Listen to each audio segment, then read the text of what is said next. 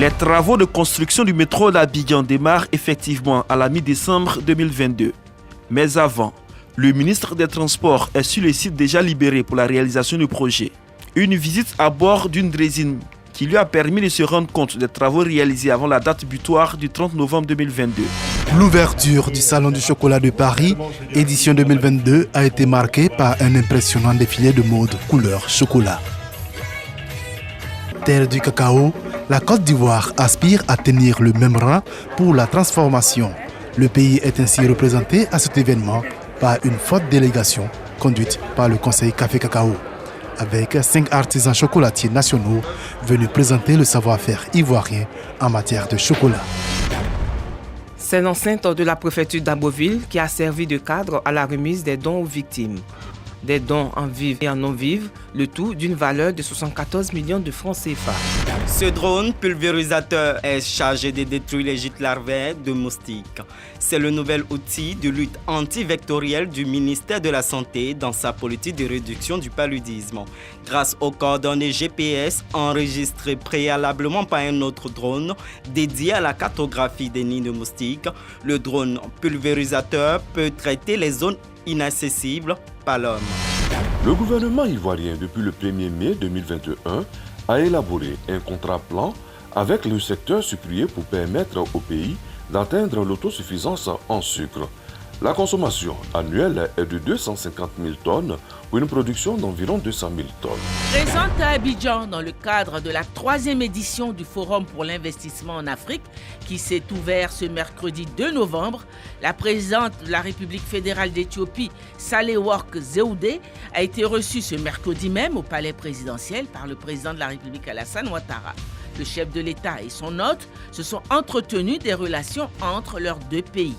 Et le président de la République, Alassane Ouattara, a reçu ce mercredi dans la soirée le président du Ghana, Nana Akufo-Addo, à Abidjan dans le cadre du Forum africain sur l'investissement.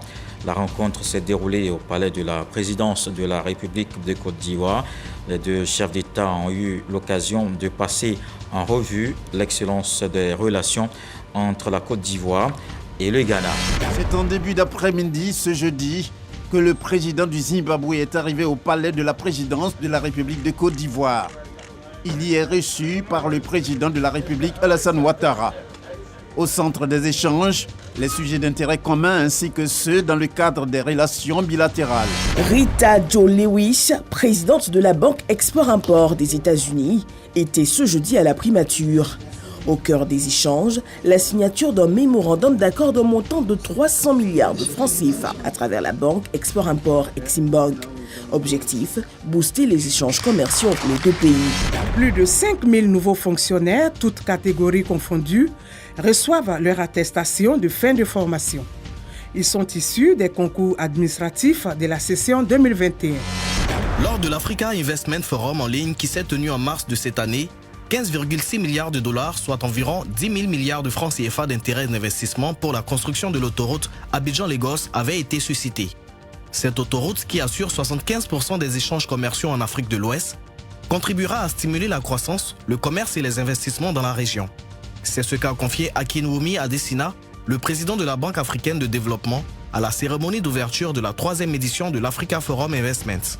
En aparté, le président de la BAD et le premier ministre Patrick Achi ont discuté de l'emplacement du secrétariat du projet avant de jeter leur dévolu sur la Côte d'Ivoire. Bonjour à Korogo, le premier ministre Patrick Achi a visité des champs. Notez que les jacides, ce sont ces insectes identifiés par les spécialistes du CNRA et qui s'attaquent aux plants de coton, menaçant ici la production. Et bien, pour s'enquérir des dégâts causés par ces insectes, le chef du gouvernement ivoirien, à la tête d'une forte délégation, s'est rendu dans des plantations de coton.